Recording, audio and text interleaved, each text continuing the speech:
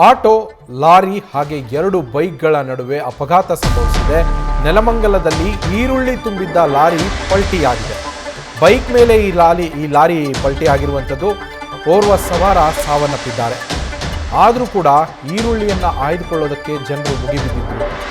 ಜೀವ ಒಂದು ಹೋಗಿದ್ರೂ ಕೂಡ ಅದನ್ನು ಲೆಕ್ಕಿಸದೆ ಈರುಳ್ಳಿಯ ಮೇಲೆಯೇ ಅವರಿಗೆಲ್ಲ ಆಸೆ. ಈರುಳ್ಳಿಯನ್ನು ಬಾಚ್ಕೋಬೇಕು, ಸಿಕ್ಕಷ್ಟು ಬಾಚ್ಕೋಬೇಕು ಅಂತೇಳಿ ಮುಗಿಬಿದ್ದಿದ್ರು.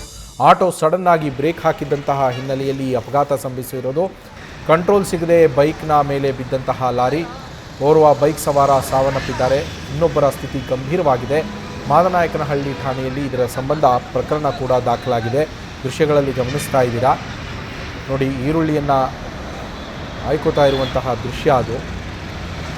ಈರುಳ್ಳಿಯನ್ನು ತುಂಬಿಸ್ಕೋಬೇಕು ಅನ್ನೋದಿತ್ತೆ ಹೊರತು ಅಲ್ಲಿ ಒಂದು ಜೀವ ಹೋಗಿದೆ ಅನ್ನೋದ್ರ ಬಗ್ಗೆ ಗಮನನೇ ಹರಿಸಲಿಲ್ಲ ಅಲ್ಲಿನ ಜನ.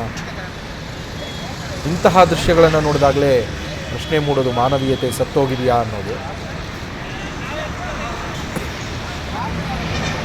ಆಟೋ ಸಡನ್ ಆಗಿ ಬ್ರೇಕ್ ಹಾಕಿದಂತಹ ಹಿನ್ನೆಲೆಯಲ್ಲಿ ಲಾರಿಗೆ ಕಂಟ್ರೋಲ್ ತಪ್ಪಿದೆ. ಈ ಸಂದರ್ಭದಲ್ಲಿ ಅಪಘಾತ ಸಂಭವಿಸಿ ಲಾರಿ ಪಲ್ಟಿಯಾಗಿದೆ. ಪಲ್ಟಿ ಆದಂತಹ ಸಂದರ್ಭದಲ್ಲಿ ಬೈಕ್ನ ಮೇಲೆ ಲಾರಿ ಪಲ್ಟಿಯಾಗಿರೋದು. ಬೈಕ್ನಲ್ಲಿದ್ದಂತಹ ಓರ್ವ ಸವಾರ ಸಾವನ್ನಪ್ಪಿದರೆ ಮತ್ತೊಬ್ಬರ ಸ್ಥಿತಿ ಚಿಂತಾಜನಕವಾಗಿದೆ.